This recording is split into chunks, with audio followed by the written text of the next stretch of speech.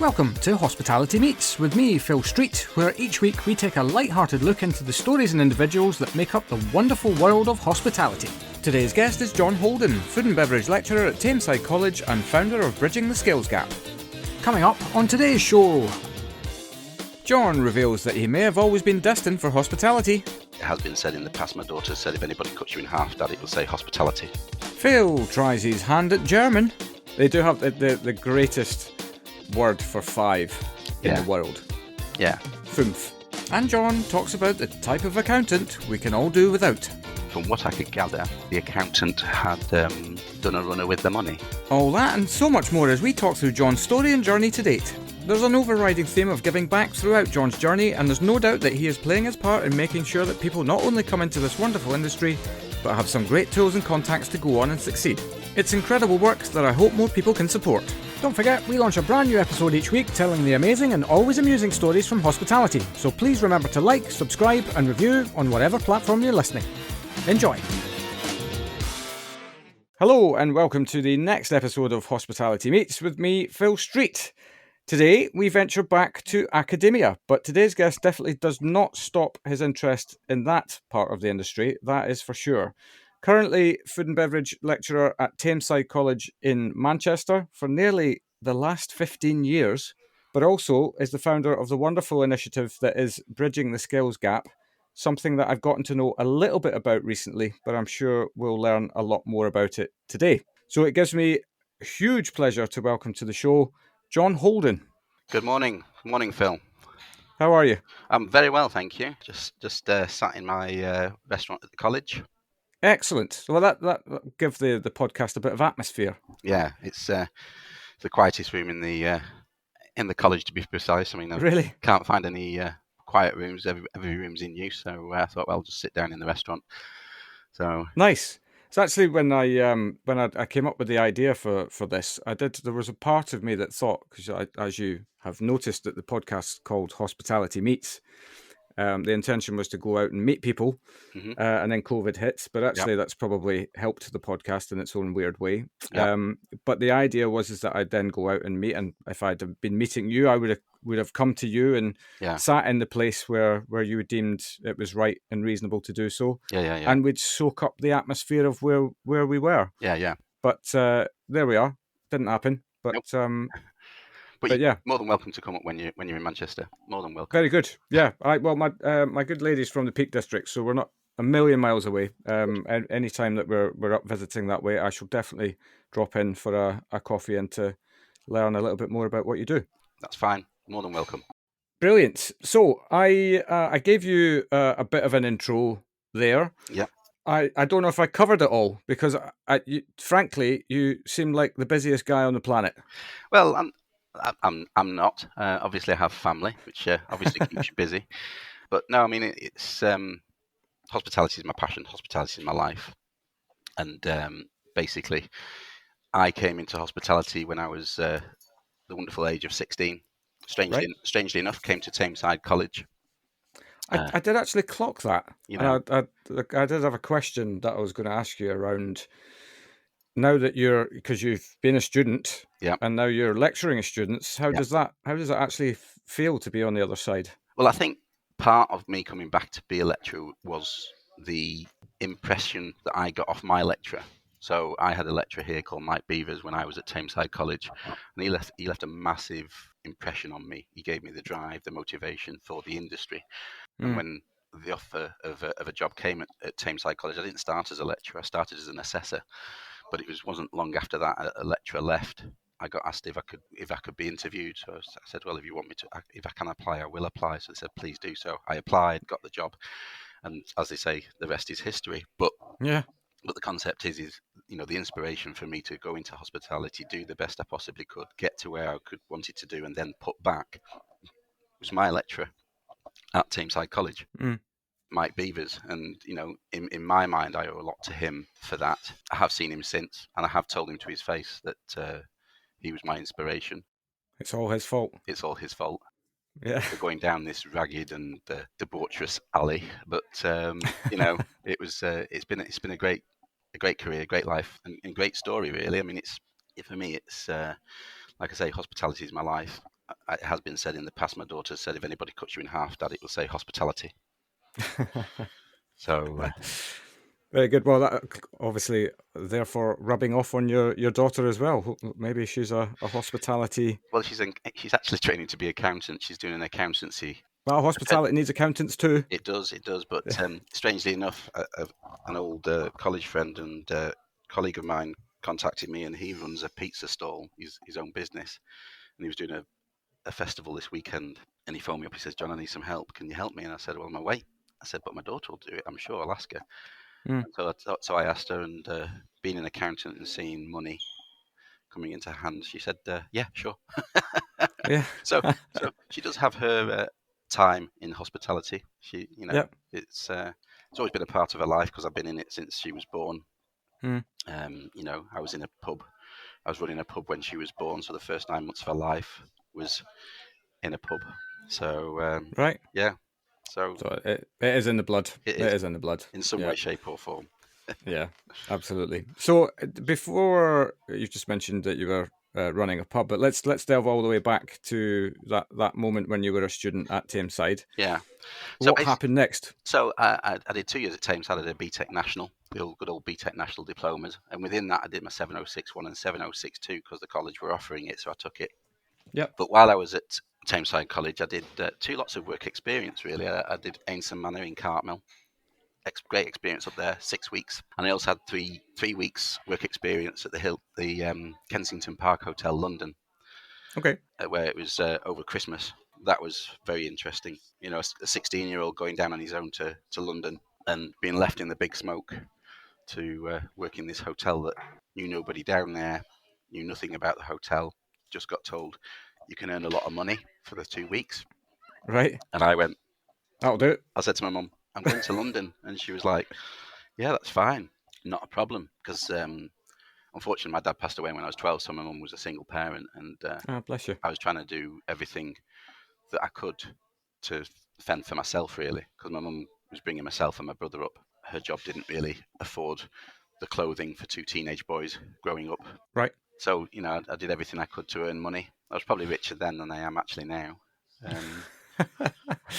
But yeah, so I did that. Oh, you're richer in life experience. Oh though. yes, very much so. But then I after Tameside College, I went on to Henley College, Coventry, where I did a HND in hospitality management, and I did work experience back in the Lake District, and I also did work experience in Germany, which was Wow. amazing. I did 4 months in Germany, and people are quite surprised that I can still remember how to speak the language now. Right. So I'm not going to test you because I wouldn't know, to be honest, beyond counting to 10. yeah, I can say the alphabet in German, but that's just showing off, I think. Yeah. They do have the greatest word for 5 in Yeah. the world. Yeah. Fünf, isn't it? Yeah, fünf. Yeah.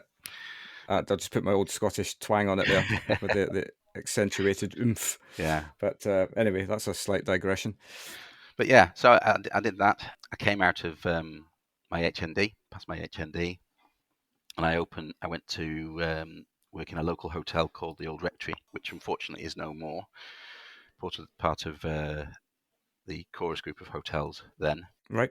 And I did about 8 to 9 months there before I was basically asked by my employer that I worked part-time at when I was at uni at Henley College if I could go and work for him and be his assistant manager, which was another local pub restaurant called the Werneslow Steakhouse.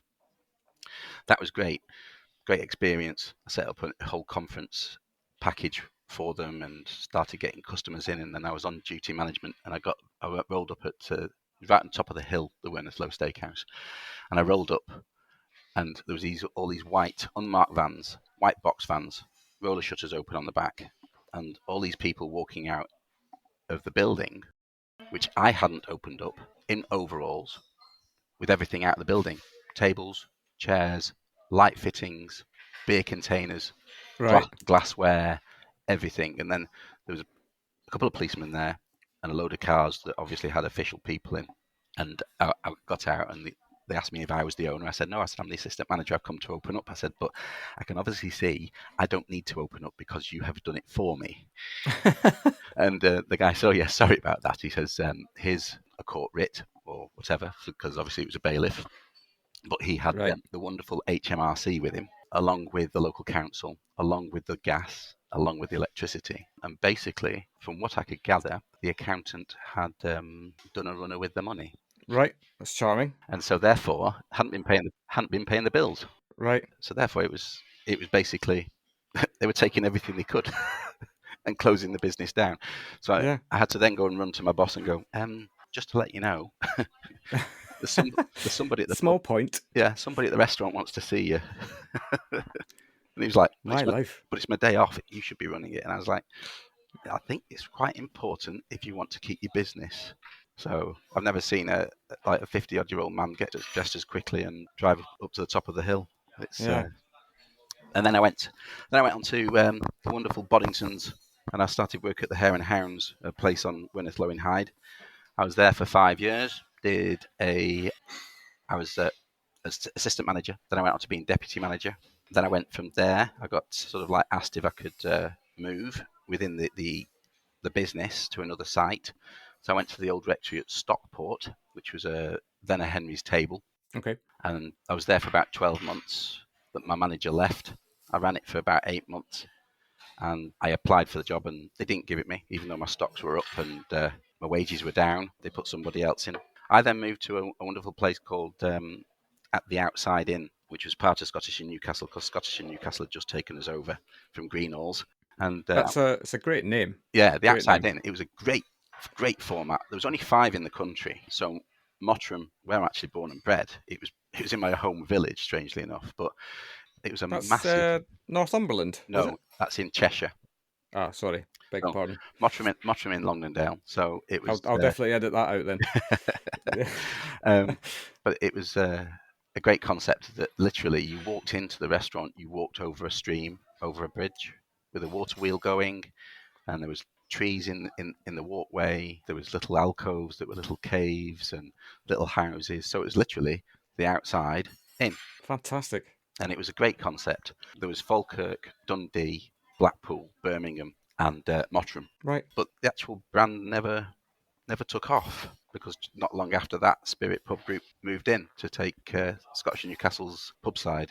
Got you. But before Spirit took over, I moved up to being a general manager, 26 years of age, 195-seater pub restaurant, 25-bedroom lodge, single manager up in Blackburn. So I was up there for 3 years. And towards the end of my sort of like working aspect with the pubs, I was doing ridiculous hours. I'm not going to say how many hours, because I don't think A lot. that doesn't advocate what the hospitality industry is. And it was 20 odd years ago, so things have changed. So I'm not going to get into that. But I was doing a lot of hours, and my wife turned around to me and said, I'm taking our daughter to my mum's.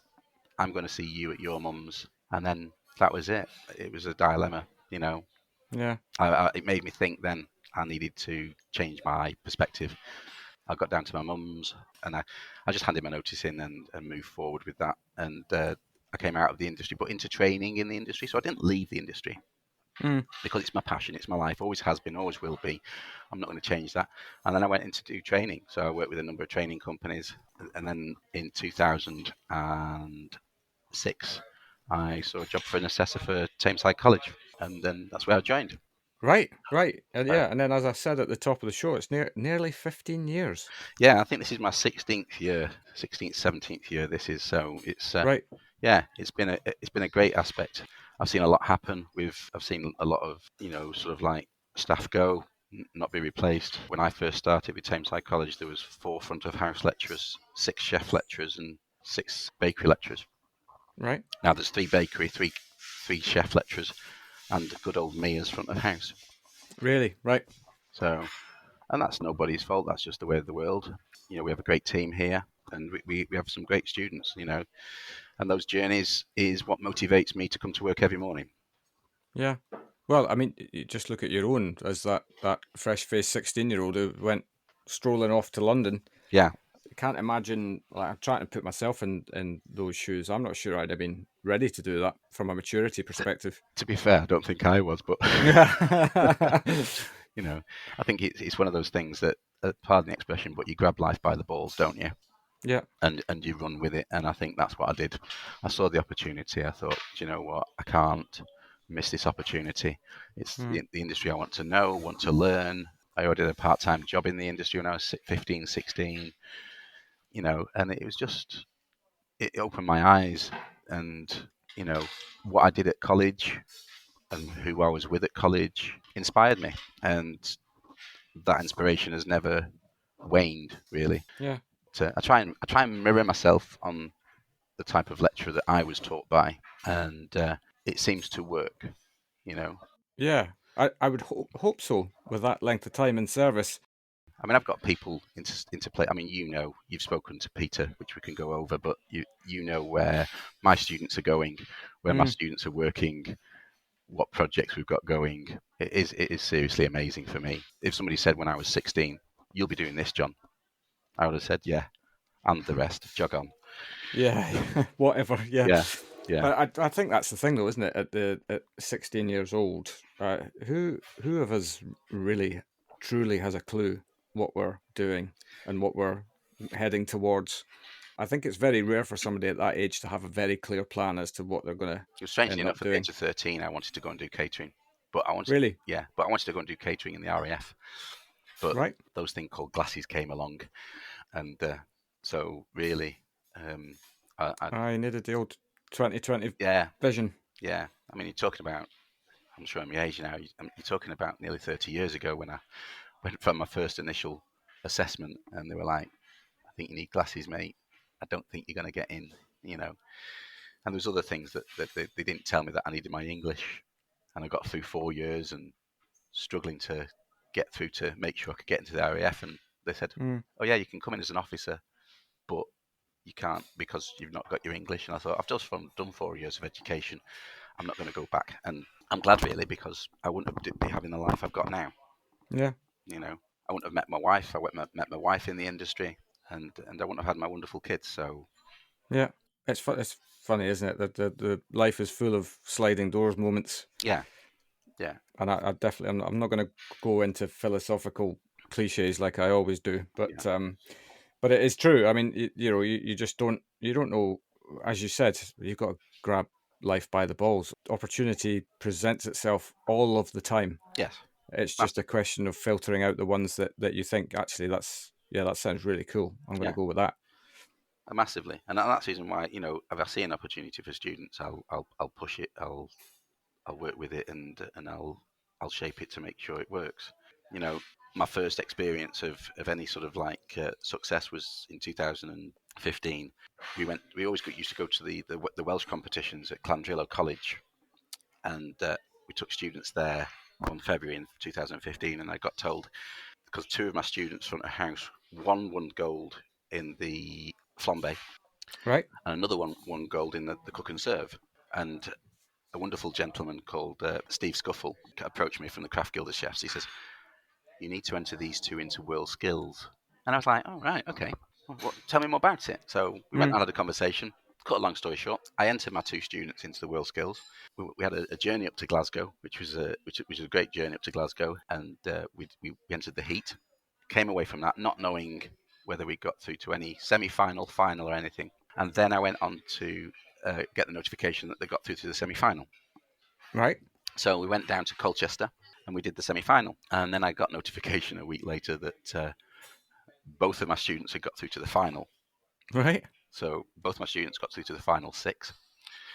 So they both went to the final, and both of my students, one got bronze and one got highly commended, but both then got took into the World Skills UK squad for restaurant service to train for Abu Dhabi 2017. Oh wow, that's a bit more glamorous than Colchester. Yeah, and Not to take anything away from Colchester, because that's no, actually one of my neighbouring towns. But yeah, but for me, it was at that point I was like, wow, you know, and they went through the training program. One got knocked out early on from the five that were taken through, right, and then this young gentleman called Zach, he was about 2 points off finishing and getting to Abu Dhabi. Unfortunately, he didn't. So he went, but he's gone on to do better and greater things in his life. mm, But I now know obviously the winner, Liz Fakor, who was 2020's Golden Scholarship winner, Right. and she's working at Glen Eagle, so I keep in touch with her, and I use her as an innovation for my students as well. So keeping in contact with these people is a great opportunity to spread the word about how great hospitality is. Yeah. And since then, I've then been asked, and I am now a judge for WorldSkills UK Restaurant Service. Oh, brilliant. So, of which, if I say so myself, I'm immensely proud of. Again, it's one of those things. If somebody said 20 odd years ago, you'll be judging restaurant service on a national basis, I would have said, yeah, right, whatever, Yeah. you know. But it adds to it, and it means the standard that I portray in that judging, I then put over to my students. So Mm. for me, it's that constant learning journey, which then helps my students. Yeah. Yeah. You know, So what facilities do you actually have at the college? Because it sounds obviously you're in or on the outskirts of a restaurant as we speak right yeah. now. What have you got there from a practical perspective in terms of how do you help people develop? Well, we have got, we're in a brand new build. So when I first started at Tameside College, we were in this little 40-seater restaurant. We had production kitcheries, bakeries, etc. And then 3 years ago, we moved down into a £52 million new build. Great facilities, especially for the college and the students and the Yeah. area. We have a 70-seater restaurant. We can seat up to 70 people. We only generally set up half the restaurant, so we use about 35 seats at any one time. Obviously, that reduced during COVID when we were allowed to be open. That went down to 20. Right. But we have 70 seats. We can expand to 100 if we needed. So we've got quite a large restaurant in sort of like the scheme of college restaurants. Got Mm. a full production kitchen. We have 2 practice kitchens, which is fitted out with all induction hobs, ovens, and each individual station. And we have a live bakery downstairs. We have a live confectionery room, so they're making bread and cakes for all our bakery students. We have travel and tourism on site, so we have half a plane in the travel and tourism rooms. Oh wow. So yes, we have live seats and cabin, etc. So yeah, we have we have a hair salon. I often get my nails and my hair done, but Well, you got to present well, haven't you, for your students exactly, as well? exactly. Your front of house, you've got to make sure that your presentation's top notch. So, Yeah. but yeah, so it's great. We're open Tuesday to Friday lunch from 12 o'clock, And and so then it's a live learning environment, it is a basically. live. It's a realistic working environment. It's live. Yeah. We open next week to the live customers for the first time in 18 months. Oh wow. Brilliant. And basically we've got a lot of options for the students. My level 3 students are running afternoon teas. They're supervising the level 1 students. Yeah, massive opportunities. We've got an opportunity for work experience that I'm just building up with the touring program, which hopefully we're going to go to Valencia next year. Right. But obviously, as you know, I've got work experience program that I've done with Peter Avis. Yeah. So this type of outreach program, I suppose you could call it that, I guess, is that something that you've had to do yourself, or is that something that that has just always been kind of part of the psyche of the college? Well, we have a very good work experience program that I've built up over the last 5 or 6 years. So Mm. all our level 1 students will go out for work experience to a local pub restaurant. Another set of level 1 students will go out to one of the big hotels in Manchester. Yep. All our level 2 students go to a very famous football stadium that houses a blue shade of Manchester football team. I see. I see. Yep. So they go and do work experience there. Notice I'm not advertising. Um, Yeah. Other clubs are available. Well, yeah, and then my level 3s are going to another hotel group in the level 3 front of house. They're going to another hotel group in Manchester, and my level 3 kitchen students have just brokered a deal with a certain 2 Michelin star restaurant within a national country park in the north called the Lake District. Okay. So Yep. I think I can figure that one out. yeah, so they're going. I've arranged those. They all go out for at least 1 or 2 weeks work experience each. Yeah. To further that, I'm just brokering and working out and digesting and cogitating a work experience program with the Royal Lancaster and the Landmark and K West. Wonderful. So that's due to come off. But obviously, then the Peter Avis aspect. It's strange how it came around. We had that conversation with Peter over the lockdown. He spoke to my students, gave his inspiration. Which Peter's an amazing guy. He is an amazing guy. You know, Yeah. I can't speak highly enough of him, to be fair. But he basically called me and said, "Have you got any students that want to come and work? I've got 5 commie waiters." And I said, "Yeah, I can get some students for you." I said, "But accommodation, they haven't got anywhere to live." You know, Yeah. I was essentially saying that the homeless county of London would go up by 5 for 12 weeks because they wouldn't have anywhere to live. Yeah. Well, it's very cheap to live in London, as Yeah, you know. yeah. So Pete said, "Oh, let me come back. I'm thinking about this program." So we had the conversation about it, and then he came back. And to cut a long story short, the program came about. We interviewed about 7 or 8 of our students, but he only wanted 5. He chose 5, 4 from Tameside College and 1 from Glasgow College. Yep. There's another student I know, and he took the 5 down to London. They've been housed in the Hilton Park Lane. They've been paid. They've had employment for 39 hours a week. They've been mentored by Peter and another wonderful person down there, Antonino, his restaurant manager. They've had an amazing time. I cannot say anything more highly than the fact that of what my students have had. Mm. That also came about and led into Bridging the Skills Gap, which obviously I founded. So, you know, it married quite well, and it's off the back of it. You know, it's shown that education and hospitality need to work no more now than ever, really. Yeah. Because of our perfect storm that we're in. Absolutely. I absolutely could not agree with you more. I think it can fundamentally be a big part of the solution. Yeah. Obviously, that's probably a longer term solution as opposed to the right here, right now. But if enough relationships can be struck, Yeah, then why not? exactly. And that's how my Bridging the Skills Gap came about. Yeah.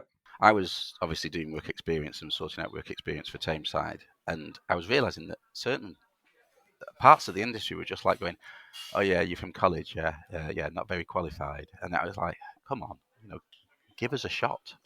Yeah. It's the old joke, not very qualified, MVQ. Let Right. just readjust yourself, and you know they're not going to be able to pass their not very qualified qualification unless you help. Yeah. And so I just got a number of people together from different places, and we had our first meeting back, I think, in August 2018. And since then, it's grown. I now have my website, especially over lockdown, it grew.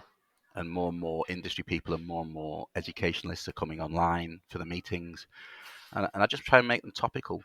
So the next meeting is going to be looking at apprenticeships and dispelling all the myths of the new apprenticeships and the standards and what's happening with them. Because I think still there's a lot of people out there in industry and in education that are still quite mystified as to what's happening with apprenticeships. Right. Yeah. I hadn't really thought of that, but yeah, you just kind of assume that everybody knows Exactly. I'm not saying that everything. people don't know, but I think there's still certain areas that are a bit grey areas. Yeah, and a lot of times, if people don't fully understand what they're going into, they just won't do it. No, I know, and I think there's a lot of sort of queries over funding, over levy payments, over. So with Bridging the Skills Gap, I've got a sort of a board put together with some amazing people on that I've sort of like brought together over my industry time. One is my vice chair is Sue Kenyon, amazing lady. Was actually one of my lecturers when I was at Tameside College. Right. So I've known Sue for a couple of years. You know, Barbara Rathmill, who represents the Food Teachers Centre in the Northwest. We've got Francisco Macedo of Clevedon, who's my honorary vice chair. And then I've got Lola, who is from Trafford College, and she's the person who's all clued up on apprentices. So she's going to do that bit on apprentices at the next meeting. But I just try and make it topical. I don't want to bore people. I just want to make sure that it's what people want to hear. Yeah. You know, Or what they need to hear. Yeah, and we do bash out quite a few aspects. And from that meeting, one of those meetings came another group that's in its fledgling aspect that I've sort of like started and with a few people in the industry, and that's Hospitality Together, and that's basically to try and change. 4 objectives are to try and change the perception of the industry, Yep. then look at how people are recruited, retention, and then obviously lastly education and qualifications. Yeah, I think all of those things work if they work in harmony. Yeah. Can fix, and I put that in inverted commas, the issues that we find ourselves in at the moment. Yeah. I mean, it's one of the reasons why I started the podcast was because that I have all these conversations as a recruiter to the industry. I have all these conversations with people all the time around all of the good work that they've done, and I see, passionate people after passionate people, Mm. but that's not the message that then gets out into the wider world. No. And I just wanted to do my little bit to raise the bar on the information that gets out there. Yeah, I mean, I think it's people like yourself and myself and many, many other people. But if we all start beating that drum and we all start beating the drum at the same time, it will get heard. Yeah. The problem I was finding and the problem that I saw was that everybody was beating the same drum, that was beating the same drum in different areas, and it wasn't being heard. Yeah. And so it's interesting, hospitality. I cannot, find another industry that's as wide and as diverse, and the things that have happened to me in the industry, when I've been doing my jobs, has been quite interesting. Yeah. Sounds like there's a story there. I had a guy, I had a guy, and he was basically he was a boss on this Christmas table, and I was working at the old rectory in Horton Green, and he kept putting his hand up the girls' skirts as they were serving. Blimey. Yeah, and I was assistant manager. I was duty manager that night, and the girls said, "I'm not going up to that table ever again because he keeps putting his hand up my skirt." So I walked out to try and find out which fella it was, and the guy put his hand up and he started clicking his fingers at me. Right. And I said, "Not me, sir." And he goes, he went, "Yes, you boy, come over here." So I walked across. I must have looked like a boy. I was 21. Right. I still look 21 now. I'm 47. But, Of course. yeah. Of course. And Yeah. I can say that because nobody can see me at the moment. Yeah. I'll put a photo on the front cover. Don't worry. Yeah. But so I went across. He says, "Get me a pint of bitter, boy. Now run along." So I went to the bar and I got me a pint of bitter. I walked back with pints of bitter on the tray. I said, "Pint of bitter, sir?" He said, "Yes." Let's just poured it straight over his head. Nice. And the whole of his table burst out laughing. He was like, he walked, "I'm going to have you. I want to see the manager." I said, "I am the manager for tonight." And off he stormed up to his room, never to be seen again. And the following morning, he said, asked my boss to see my boss. He went to see my boss, and my boss said, "Well, yes, it's okay." I'll call him Mr. Smith. He wasn't, but he said, "Yes, okay, Mr. Smith." He says, "Thank you very much for your information." He said, "I will deal with John accordingly." He says, "However, we have got a room booked at the Village Hotel for you, and the taxi is booked. So if you could pack your bags and leave, we'd be grateful." Excellent. And he supported me. He did say that if it wasn't for the fact that all the staff said, "If you sack John, we all walk," and it was Christmas time, he said, I wouldn't have had a job. My God. Well, thank goodness for common sense though prevailing. Yeah. In that story. I mean that's disgusting behaviour. It is. And I've had this conversation with so many people around the fact that yes, of course, as hospitality people, we're expected to be kind and offer wonderful hospitality to people. Yeah. But that has to be reciprocated. There is definitely something about being a good guest as well. Exactly. And that's what was that? You said you were 21, so what's that? About 5 years ago, John? Yeah, that's right. No, I'll say about 7. I'll let you off. And thankfully, that kind of behaviour is getting kind of eked out now, and getting called out, and that sort of thing. And we should, just because you're serving somebody doesn't mean that you should be, just have to stand there and take abuse.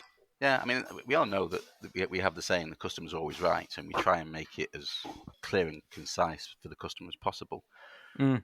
But the things that, you do see out there, sometimes, I have got up in restaurants before when people have been berating the manager, and I'm not even part of their team, and said, "Excuse me, mate, I think you're in the wrong there."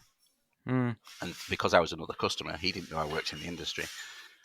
They'd back down, and I'd say, "Listen," and I'd be sort of like a mediator, but you don't go out to be a mediator for your own industry, something where you don't work. But I have done it, because Yeah. I think it's been totally unfair, Yeah.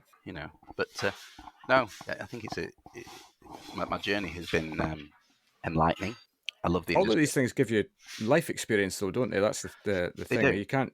Some of the things you can't learn in a classroom They do. I mean, is it's great. I mean, for me, how I know that for this year especially, what we've been through. One of my learners, she'd been with us 5 years, worked her way up through different levels, finished this year as a level 3 hospitality supervisor.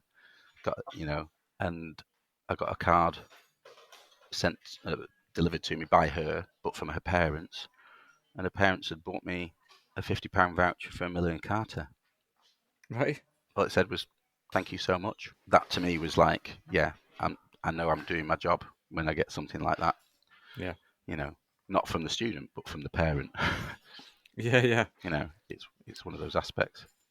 Yeah. I suppose it falls on you. You're a mentor every day, whether you like it or not. Yeah, Really, you're representing these people and trying to make them as good as they can be, exactly. and maybe seeing something in them that they don't necessarily see in themselves when they first come to you. No, I mean you get people. We had a student once, and they basically wouldn't speak to us. They communicated via writing their answers in the theory classes to the assisted learning support.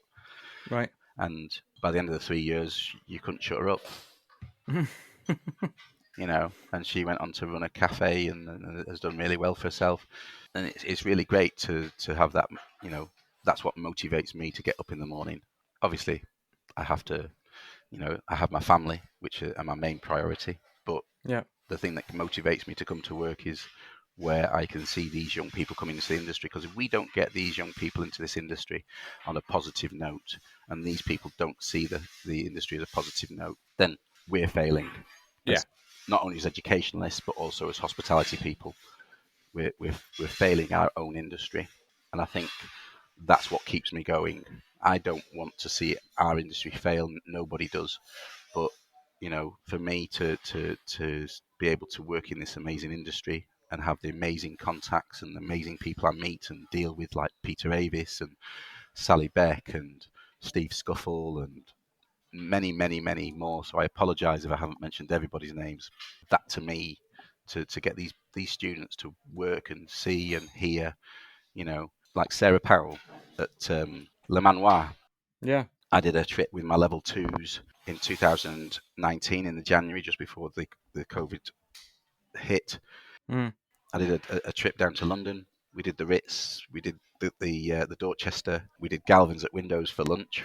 Fantastic. And then on the way back on the Saturday, we stopped at Le Manoir, and Sarah came in and gave us a tour and spoke to the students and the learners.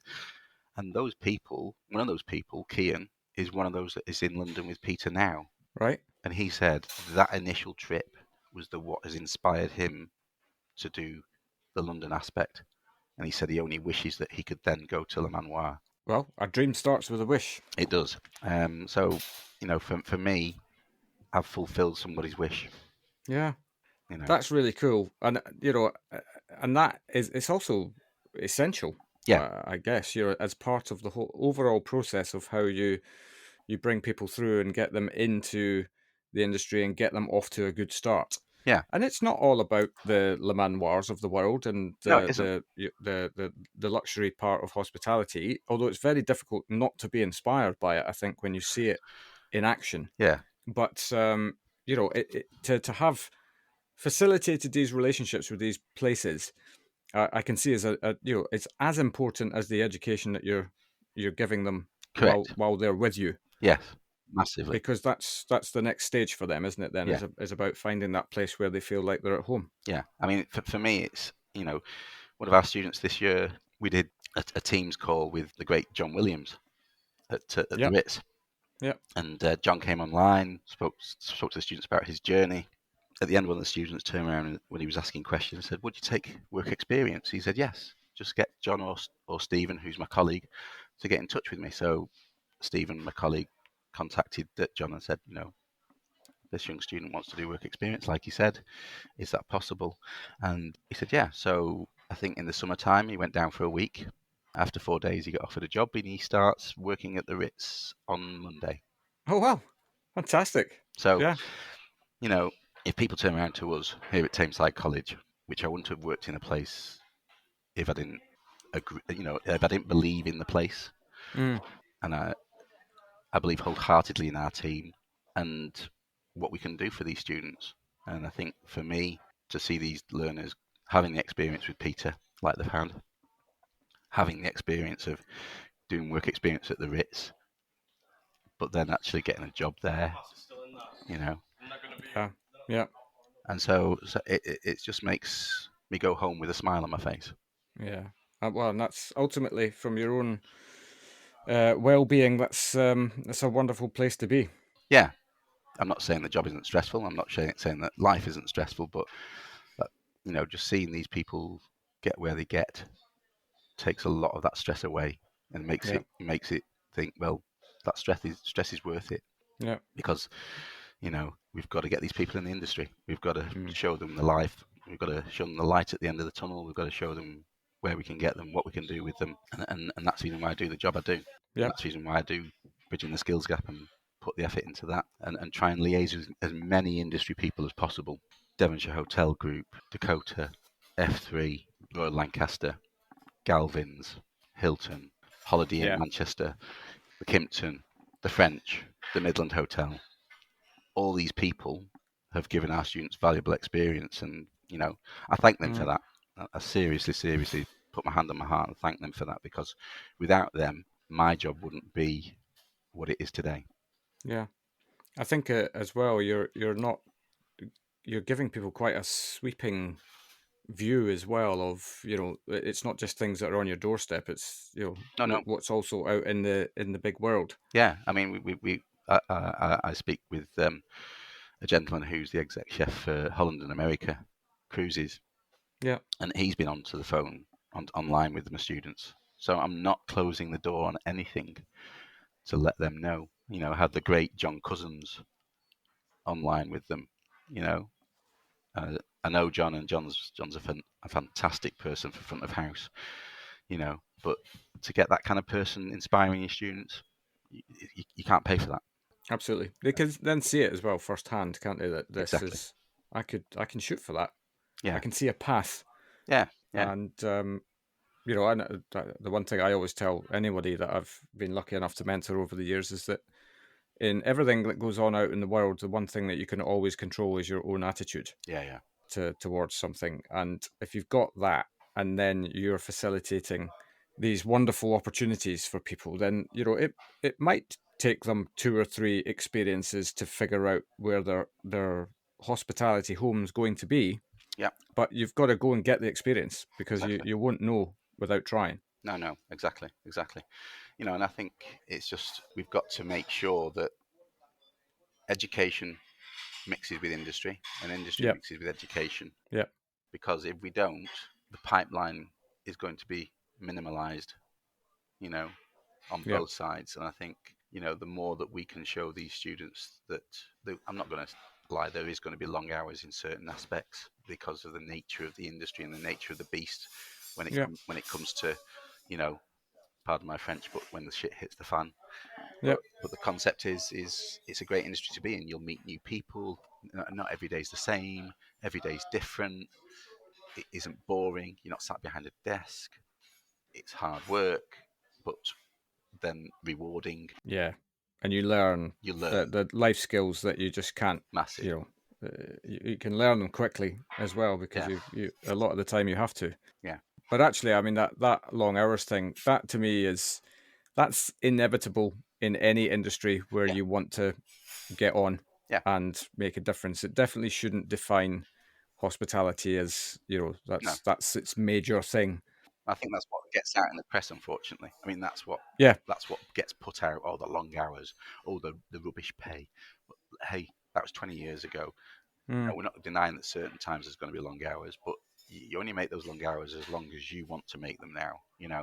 If Yeah. if you decide to stay on because you're short staffed, then that's your choice. You know, if you don't decide to stay on and you decide to go home, then generally employers will say that's fine, but thanks for thinking of it. it, Yeah. it's the old adage, but you can get into a political and constitutional debate about that, and we're probably here for another 12 days. Yeah. Without reaching a conclusion. Exactly. Yeah. But no, I think for me, I'm going to continue. I'm going to continue bridging the skills gap. I'm going to continue teaching as long as Tameside College will have me, and I'm going to continue getting these guys inspired. Yeah. I think that's what needs to happen. Yeah. I couldn't agree more.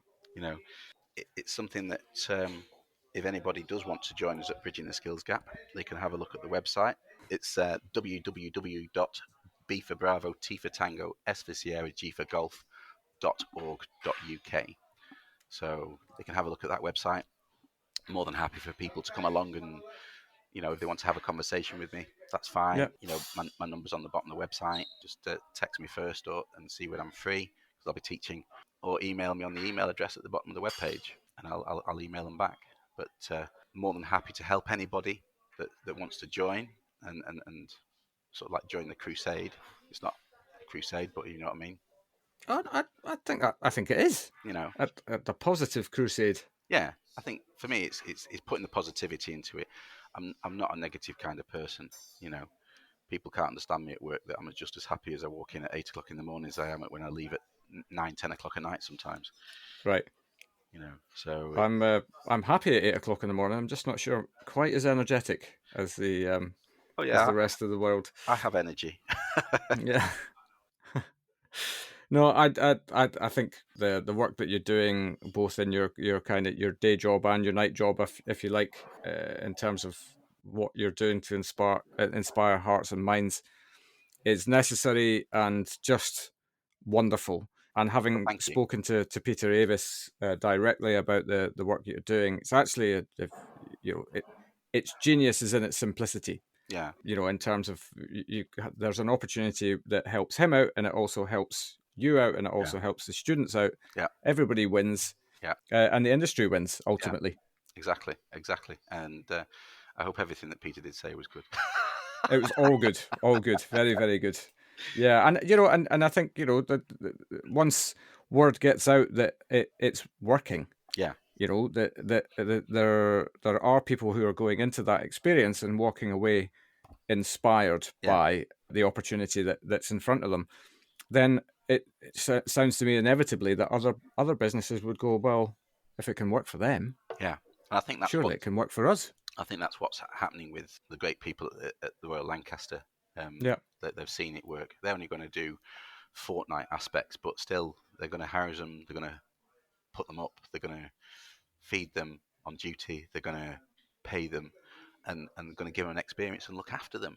But that's all we want them to do, because yeah, then we sent 4 students down to the Royal Lancaster, and Sally and her team and Emma there did an amazing job at looking after them. But they went and helped do housekeeping while the Euros were on. They were short staffed, so we sent 4 travel and tourism students down, and they had 4 weeks there doing housekeeping, but loved it.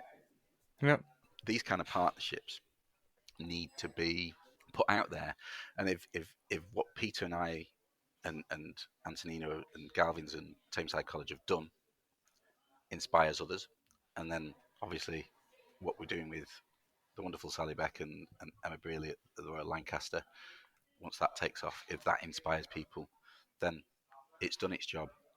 yeah.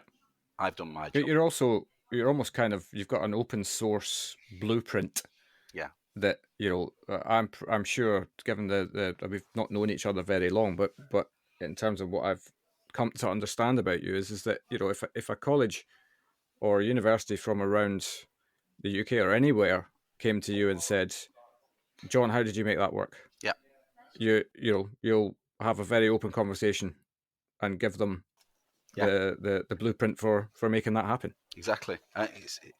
It's no secret. I'm not here to say it's mine, go away. Yeah, It's like you say, it's an open blueprint. I'm an open door. I'm very contactable. I'm very approachable. I am what we all are in hospitality. You know, I'm here to help. I'm here to help my students. I'm here to help people succeed. But inevitably, I'm here to build on what we can do as an industry, both education and hospitality. Brilliant. No, thank you so much for coming on and sharing your story, and I wish you continued success with it. Thank you very much. Anything that this humble little show can do to help, I will happily do. If I can ever introduce you to anyone, then I will happily do so. Well, if anybody asks about it after this podcast and they come your direction, then please feel free to get them to contact me. I'm more than happy to have that conversation with them, and I can talk to them how I set up my work experience academies. I've done loads of feedback to other colleagues, Steve Heaton at Stoke-on-Trent and different things. So I'm more than happy to assist where I can. Fantastic. So, good man. Well, thank you very much, John, and I wish you continued success. Thank you, Phil, and obviously keep in touch. Absolutely. And thank you very much for this opportunity. It is quite humbling. Thank you. Oh, bless you. No problem at all. My absolute pleasure. Take care. Okay, you too. Cheers now. Bye-bye. Bye-bye. And there we have it. A great story from John, and what a fabulous initiative. If you're a hospitality business that would like to play your part in helping develop the next generation of hospitality talent, then make sure to reach out to John to discuss. We'll be back next Wednesday with more stories from hospitality, but until then, thanks for listening, and we'll see you next week.